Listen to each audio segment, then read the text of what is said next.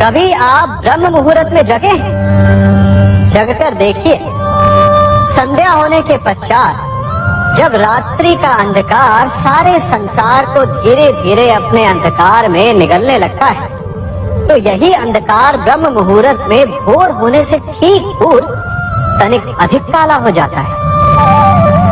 कुछ समझे?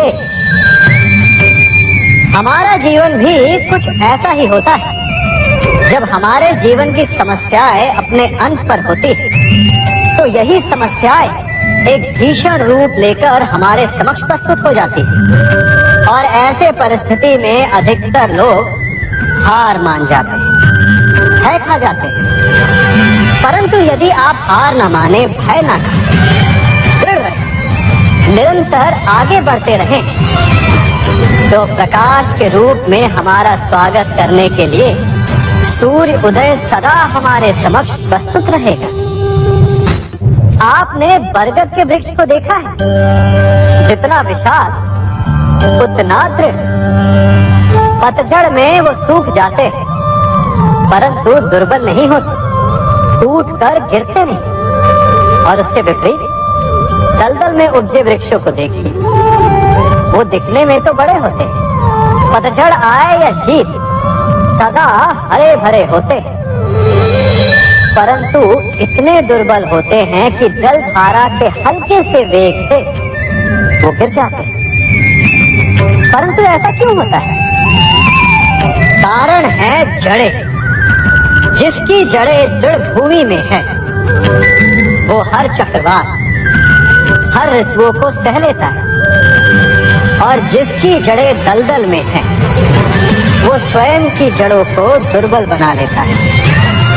कुछ ऐसा ही मनुष्य भी होता है, जो अधर्म, कुकर्म और असत्य की धरा पर उपजा है। वो समय की एक मार भी नहीं सह पाता, और जो मनुष्य सत्य, धर्म की धरा पर उपजा है, वो हर समस्या से अविचलित हो जाता है। अब आप पर निर्भर करता है कि आप क्या बनना चाहते हैं।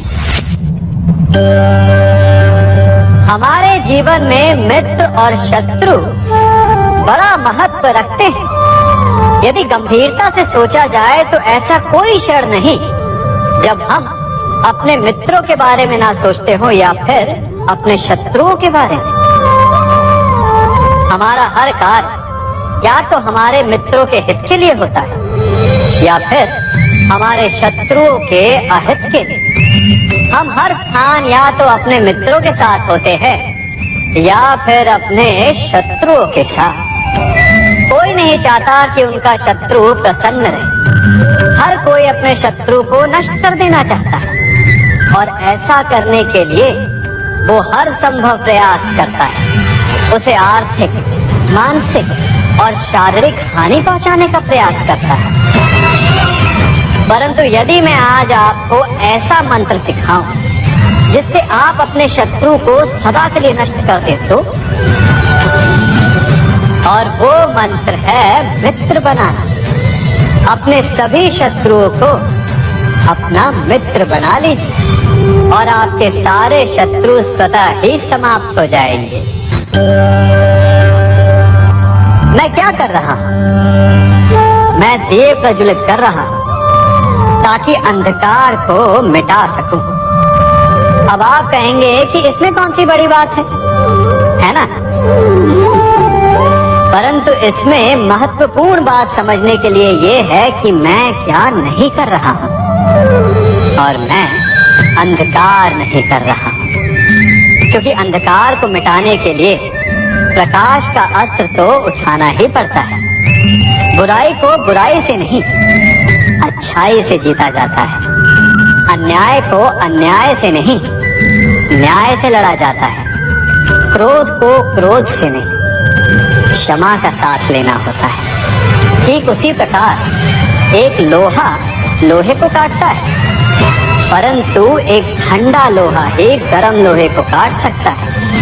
इसलिए यदि आपको अपने जीवन में विजयी होना है तो अपने शस्त्रों को, अपने अस्त्रों को सोच समझ कर उठाइए क्योंकि एक अनुचित सोच परिणाम पर भारी प्रभाव डाल सकती है। आप सब सोच रहे होंगे कि ये क्या मैं करने लगा। मैं इस पौधे को जड़ से उखाड़ रहा हूं। आश्चर्य हो रहा है ना कि एक पौधे को उखाड़ना या काटना ना केवल एक अपराध है अपितु पाप भी है। तो फिर मुझे ऐसा करने की क्या आवश्यकता पड़ गई? क्योंकि कई बार विनाश ही सृजन तक पहुंचाता है। यदि नया भवन बनाना हो तो पुराने भवन को गिराना पड़ता है। व्यवस्था को परिवर्तित करने के लिए क्रांति लानी पड़ती है।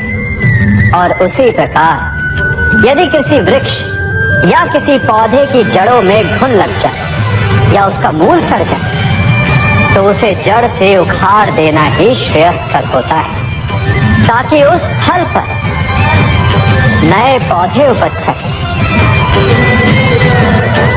युद्ध करना पर्याय नहीं,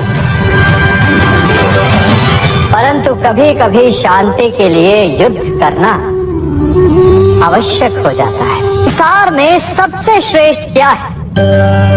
फूल या कांटे, प्रेम या घृणा, संपन्नता या दरिद्रता, मित्र या शत्रु? बताइए। अब आप भी कहेंगे कि भला ये कोई पूछने की बात हुई? अवश्य फूल, प्रेम, संपन्नता और मित्र ही श्रेष्ठ है। परंतु क्या आपने अपने जीवन में कभी सोचा है कि हर एक भाव, हर एक वस्तु, हर एक घटना का एक गुण धर्म होता है। त्वचा पर जलन करने वाले फूलों से अधिक श्रेष्ठ वो कांटे हैं जिनसे आप अपने घर की बाड़ बनाते हैं ताकि वन्य पशु आपके भीतर ना आ सके। वो प्रेम श्रेष्ठ नहीं जो आपको अंधा, लोभी, पक्षपाती बनाता। वो घृणा श्रेष्ठ है जो आपको नया मार्ग दिखाता। वो संपन्नता श्रेष्ठ नहीं जो आपको कृपण बनाता, मतदान बनाता। वो दरिद्रता श्रेष्ठ है जो आपको जीवन में परिश्रम करने की शिक्षा दे। कुविचार देने वाले, बुरा मार्ग दिखाने वाले मित्रों से अधिक श्रेष्ठ वो शत्रु होते हैं जो हमें जीवन का लक्ष्य देते। इसलिए अपने जीवन में हर वस्तु, हर भाव, हर घटना के गुण धर्म को पहचानिए और उसके पश्चात अपना चयन कीजिए। स्वर्ण, हम सभी को अपने जीवन में स्वर्ण से कभी ना कभी कुछ ना कुछ थोड़ा या अधिक मोह होता ही है ना? परंतु क्या आपने कभी सोचा कि स्वर्ण को प्राप्त कैसे किया जाता है? जब भूमिगत खदानों से स्वर्ण को निकाला जाता है तब वो एक पाषाण की भांति होता है। ऐसा पाषाण जिससे आप किसी को भी मार सकते हैं, परंतु उसे आभूषण के रूप में स्वयं के शरीर पर धारण नहीं कर सकते। यदि उसे आभूषण बनाना है तो उसे लंबी यात्राएं करनी होती है।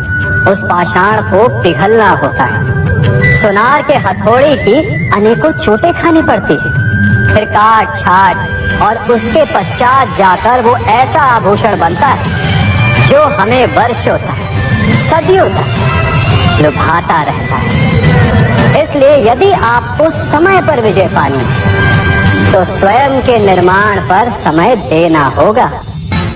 हम सभी सुनते आए कि जो वीर होता है, साहसी होता है, शौर्यवान होता है, उसके समक्ष सारा संसार झुकता है। वीर भोग्य वसुंधर। परंतु वीरता है क्या? शौर्य क्या है? साहस क्या है? साहस युद्ध नहीं, वीरता विजय नहीं, शौर्य कभी ना गिरना नहीं। साहस किसी चुनौती के समक्ष खड़े होने का भाव है, तो वीरता उस चुनौती को उत्तर देने के लिए पूर्ण परिश्रम लगा देना है। और शौर्य का अर्थ है गिरकर फिर से उठने का साहस रखना, बार बार प्रहार करके वीरता दिखाना, निरंतर प्रयास करते रहना, निरंतर परिश्रम करते रहे। इसलिए विजयी होने से अधिक महत्वपूर्ण है शौर्यवान होना, क्योंकि जो शौर्यवान है उसे विजय मिलना निश्चित है।